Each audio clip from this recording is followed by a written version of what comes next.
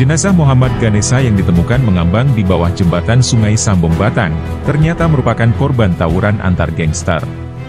Korban sempat dianiaya oleh beberapa anggota gangster, hingga akhirnya terjatuh di sungai. Jenazah di Sungai Sambong ternyata korban tawuran antar gangster di Batang, 13 pelaku dibekuk.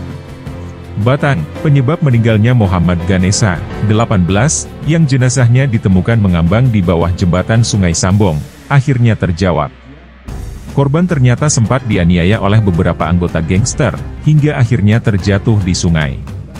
Wakapolres Batang Kompol Hartono mengungkapkan, peristiwa itu sendiri diawali dari aksi saling tantang antara gangster melalui media sosial pada Minggu 16 Juni 2024. Akhirnya ada dua kubu yang terdiri dari gabungan berapa gangster sepakat untuk bertemu di wilayah Sambong pada Senin dini dan akan melakukan aksi tawuran, ungkap Kompol Hartono pada konferensi pers di Mapolres Batang, Rabu 25 Juni 2024. Pada awalnya kedua gangster yaitu Gaza dan gabungan geng Amerika 252, Utara 27, Utara 28, Utara Original, Kampung Benggong, Misteri Kabupaten sepakat untuk melakukan aksi tawuran dengan tangan kosong. Namun ternyata gabungan geng Amerika 252, Utara 27, Utara 28, Utara Original, Kampung Benggong, Misteri Kabupaten yang berjumlah 20-30 orang datang dengan membawa senjata tajam berbagai jenis, mulai dari sabit hingga celurit. Sedangkan Gang Gaza yang hanya terdiri dari 9 orang hanya berbekal tangan kosong alias tanpa senjata. Korban sendiri berada di kelompok yang tidak membawa senjata tajam. Dan saat melihat lawannya membawa senjata, mereka langsung kabur menyelamatkan diri, jelas Wakapolres didampingi Kasat Reskrim AKP Imam Muhtadi. Naas, bagi Koran dan kedua temannya. Korban yang tidak sempat mendapat penganiayaan dari beberapa pelaku, dan mengalami sejumlah luka, termasuk di bagian belakang kepala yang terkena hantaman benda tumpul. Korban sendiri akhirnya terjatuh ke sungai, dan jenazahnya sendiri ditemukan oleh warga 3 hari kemudian dalam posisi mengambang di sungai, lanjut Kompol Hartono. Selain korban meninggal, ada 2 rekan korban yang juga mengalami luka pada bagian kaki akibat terkena ujung celurit salah satu pelaku. Sedangkan 1 korban lainnya beberapa jarinya terpotong akibat tebasan senjata tajam. Untuk korban luka sendiri sebenarnya sempat kabur, namun mereka terkejar oleh kubu lawannya, hingga akhirnya terkena senjata tajam. Bahkan 1 di antaranya sempat loncat ke sungai untuk menyelamatkan diri, dan dia terjatuh di atas tumpukan sampah, bukan ke aliran sungainya, terang Hartono. Berdasarkan hasil penyelidikan tersebut, tim Abirawa Polres Batang akhirnya menangkap 13 orang pelaku penganiayaan. Terdiri dari 8 dewasa, dan 5 anak-anak, termasuk diantaranya masih berstatus pelajar. Di sisi lain, salah seorang pelaku yang diamankan mengaku diajak oleh rekannya dari gangster lain untuk ikut aksi tawuran. Dia mengaku membawa senjata tajam jenis celurit, dan sempat membacok salah satu korban pada bagian kaki. "Saya diajak Pak, dan sempat mengejar korban yang lari. Dia kena ujung celurit pada bagian kakinya," kata tersangka. Atas perbuatannya itu para tersangka dapat dijerat dengan pasal 170 KUHP dan atau pasal 351 ayat 1, 2, 3, KUH pidana dengan ancaman hukuman 12 tahun penjara. Para pelaku sendiri saat ini masih menjalani pemeriksaan intensif di Satreskrim Polres Batang untuk kepentingan penyelidikan.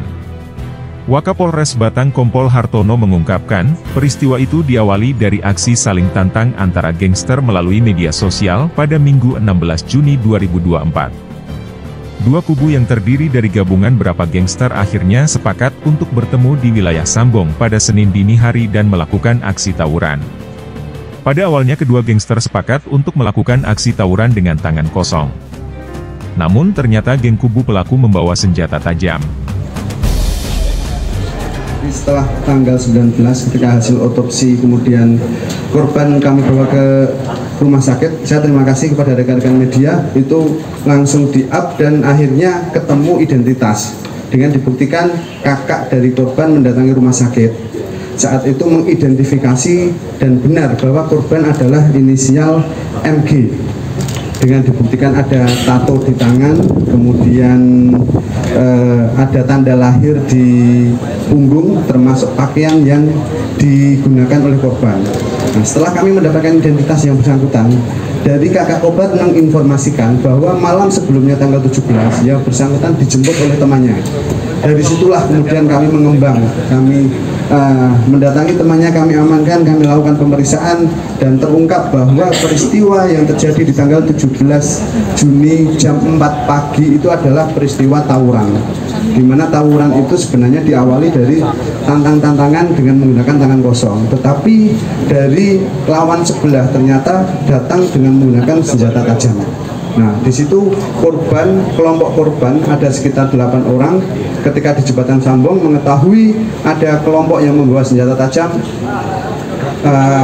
kabur, lari corat-marit. Nah, disitulah ada satu korban yang meninggal dunia, itu adalah tidak sempat 3 korban yang tidak sempat lari. Satu korban dibacok di kaki, hanya kebetulan dia menjeburkan ke sungai, tetapi yang sebelah kiri di sampah-sampah, jadi dia hanya kena luka di kaki. Kemudian satu korban sempat lari ke gang dan kemudian dilakukan bersama-sama penganiayaan. Tadi kami perlihatkan bahwa ada jari-jari di tangannya sempat putus dan luka di punggung bekas bacokan.